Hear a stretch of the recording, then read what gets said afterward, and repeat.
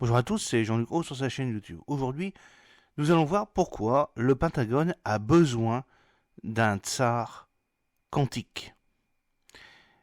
Dans cette petite vidéo, nous allons parler de Rebecca Grant, qui a exposé les raisons pour lesquelles le ministère de la Défense américaine devra envisager de nommer un conseiller quantique principal. Vous pouvez voir sur une des photos le président américain, Joe Biden, qui regarde un ordinateur quantique alors qu'il visite les installations d'IBM près de New York le 6 octobre 2022. L'informatique quantique, du moins sur le papier, est en train de changer la donne sur la sécurité nationale américaine et le gouvernement américain s'y emploie en conséquence. Mais ces efforts sont dispersés et incluent souvent des domaines d'intérêt qui se chevauchent.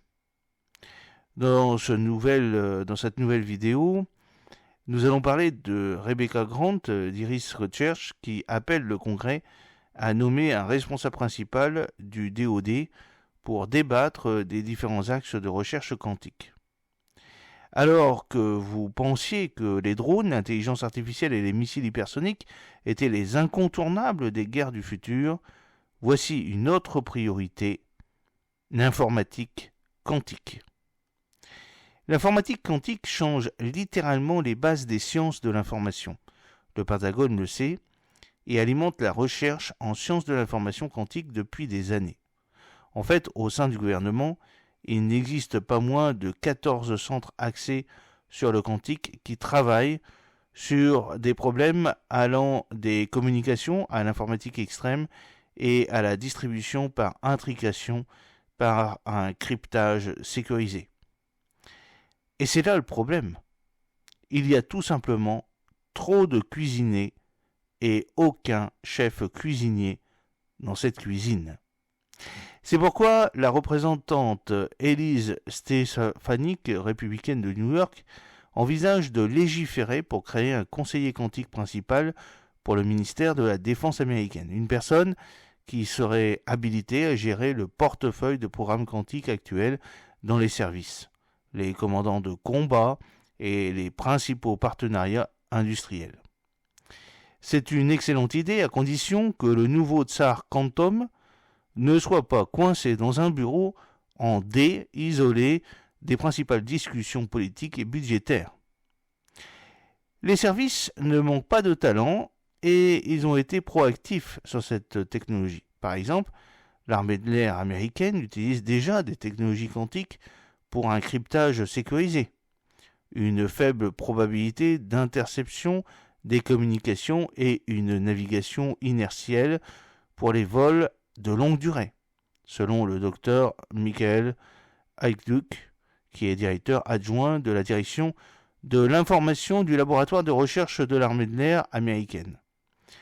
L'armée s'attend à des progrès à court terme en matière de détection et de chronométrage suivi de surprises technologiques perturbatrices à plus long terme, selon le docteur Frédéric Fatemi, le principal scientifique quantique de l'armée.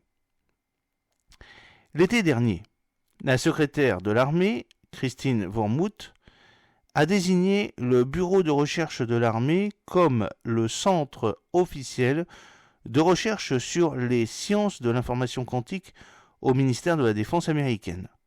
Le centre de l'armée rejoint le partenariat entre les laboratoires de recherche de la marine et de l'armée de l'air, ainsi que le laboratoire de sciences physiques LPS, Qubit Collaboratory, LQC, et il existe 5 autres centres au sein de la National Science Foundation et 5 autres au ministère de l'Énergie.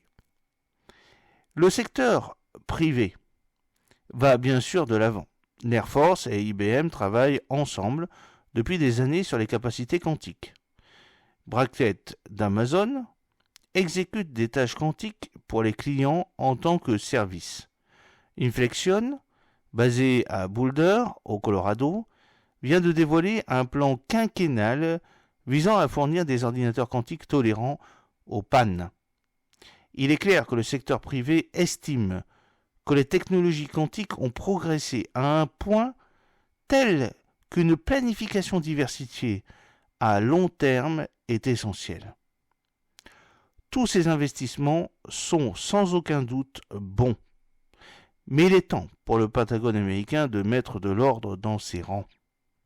Le quantum pourrait s'avérer aussi révolutionnaire que l'avion, mais nous n'avons pas la période de grâce entre les deux guerres pour le comprendre. Pensez-y de cette façon. Pendant la course à l'espace, les États-Unis ont pris de l'avance et ont profité de la croissance de leur capacité spatiale militaire dans les années 80 et 90 avec peu d'opposition et un environnement en orbite peu fréquenté et incontesté. Avec le quantum, la Chine est déjà bien plus proche que ce qu'on peut le penser. Heureusement, il existe un soutien bipartite pour garantir que la Chine n'avance pas. Des recherches quantiques sur la sécurité nationale ont également mené dans plusieurs États et avec des alliés tels que la Grande-Bretagne, le Japon et l'Australie. L'OTAN a publié sa toute première stratégie quantique le 17 janvier 2024. L'Alliance, composée de 32 membres, s'est fixé l'ambition stratégique d'être une alliance prête pour le quantique, avec un écosystème quantique sûr et résilient pour garantir que l'OTAN récolte les avantages stratégiques. Le tsar quantique doit être ce leader informé, capable de comprendre les premiers liens entre les capacités quantiques et les besoins pratiques de l'espace de combat. La meilleure chose qu'un tsar quantique du DoD puisse faire est d'aider à choisir et à clarifier les exigences militaires afin que les partenaires industriels puissent planifier leur investissement. Un tsar quantique du DoD doit également avoir le pouvoir de travailler dans l'ensemble du gouvernement et le Congrès devrait donc habiliter le conseiller quantique principal à travailler avec le ministère de l'Énergie et avec ses alliés. Les avancées en matière de sécurité nationale nécessiteront des investissements importants et soutenus. Par exemple, l'Air Force a récemment ouvert une nouvelle installation Extreme Computing à Rome, New York. L'installation comprendrait 3 nouveaux laboratoires, tous nécessitant une climatisation spéciale, des contrôles de vibration, pour mener à bien les tâches de recherche sophistiquées. Les progrès de l'informatique quantique ne ressemblent pas à l'écriture de logiciels dans un garage californien. La mise à l'échelle et l'accélération de la recherche quantique nécessiteront une planification minutieuse. Celui qui obtiendra le poste de tsar quantique du Pentagone aura les mains pleines, mais il devrait prendre quelques premières mesures. Tout d'abord, trouver le chevauchement. Tous les services s'intéressent aux domaines communs comme la détection avancée des bunkers et les cibles souterraines. Un autre défi pour tous les services consiste à faire passer les produits innovants des applications de laboratoire vers des systèmes déployables moins coûteux.